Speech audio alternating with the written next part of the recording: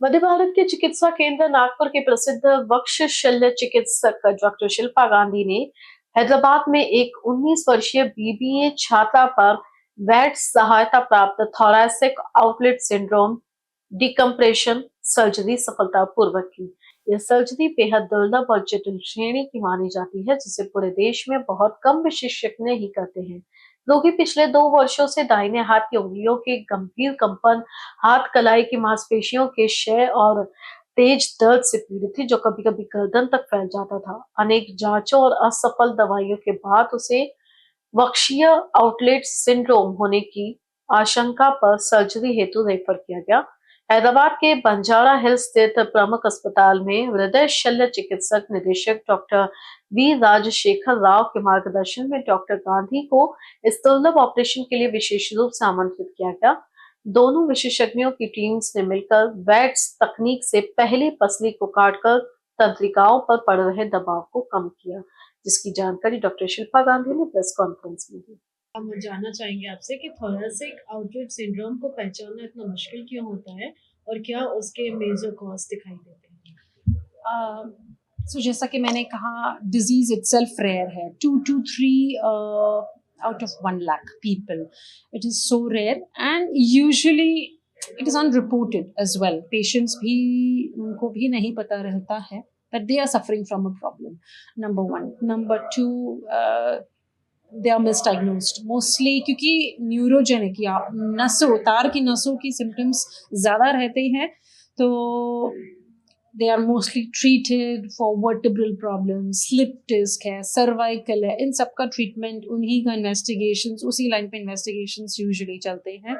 So they are misdiagnosed or delayed diagnosis. That is why it is rare. It is a combination of factors which gives it the rarity.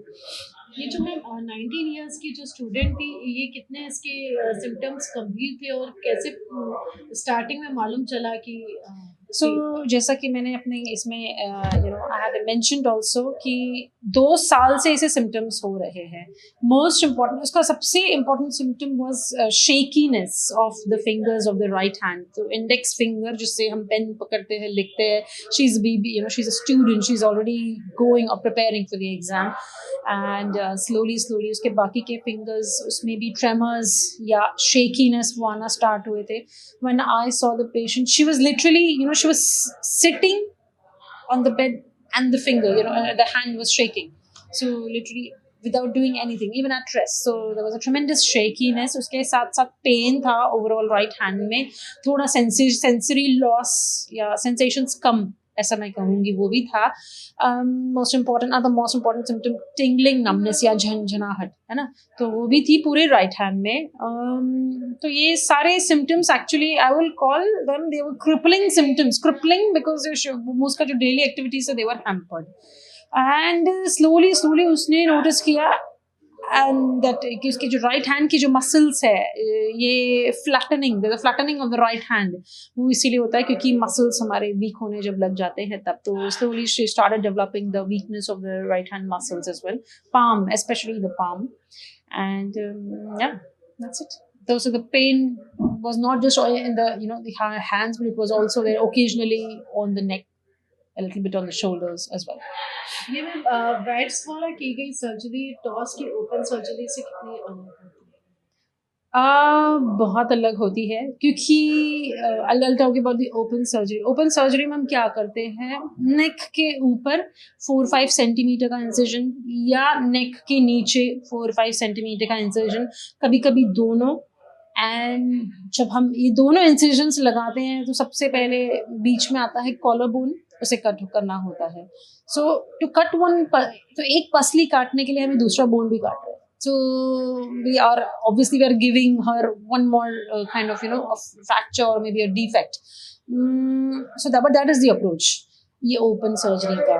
And watts में जैसे कि मैंने आपको पहले भी बताया pictures में भी कि ये छोटा है, की होल एक रहता है 4 सेंटीमीटर का, 3 to 4 सेंटीमीटर का on the right side of the chest. ये क्योंकि ये महिला थी तो मैंने इसका जो इंसिजन है वो बगल के जस्ट नीचे दिया था. सो वहाँ पे इंसिजन लेके दूरबीन डालकर, है ना, तो फिर सारा सर्जरी उसी से हुआ. एंड मॉर्बिडिटी इसकी ऑब्वियसली दूरबीन के सारे सर्जरीज जो होते हैं और जल्दी रिकवरी होती है, इंसिजन जल्दी हील होते हैं, कॉस्मेसिस होता है, मॉर्बिडिटी इतनी नहीं होती है. Patient visible, not visible also, you know, we are wearing any kind of a dress and it won't be visible that you have undergone a surgery. And early discharge bhi hota hai. So I have not cut any other bone. I have not cut the collarbone. I did not need to do that. I just removed the first rib और वो जो muscle tightening था तो थोड़ा fascia है ना उसको हमने cut किया या remove किया. So yeah, I think I was and also technical advantage ये है कि व्यू जो हमको जो विजन मिलता है वो भी काफी मैग्नीफाइड होता है. Ma'am my last question for you is कि जैसे बाकी ज्यादा डॉक्टर्स ये नहीं करते हैं, सर्जरी परफॉर्म नहीं करते हैं, यू हैव मेंशन्ड दिस, इस बारे में सोशल अवेयरनेस लाने के लिए क्या कुछ किया जाए? सो मैं यस यू आर राइट है ना, सोशल अवेयरनेस लाने के लिए I think we just need to make the doctors aware that thoracic outlet syndrome also should be one of your differential diagnosis जब आप इस तरह के typical या classical symptoms आप जब face करते हैं तो है ना. So and दूसरा would be you tell, I mean yeah, the patient education, you know, so probably some media, you can take help of the media or social media handles and internet and yeah, you can just do some educational activity through that. Thank you. And yeah, some teaching or training or webinars and all ये सब इसी से ही हमें awareness करना पड़ेगा या लाना पड़ेगा.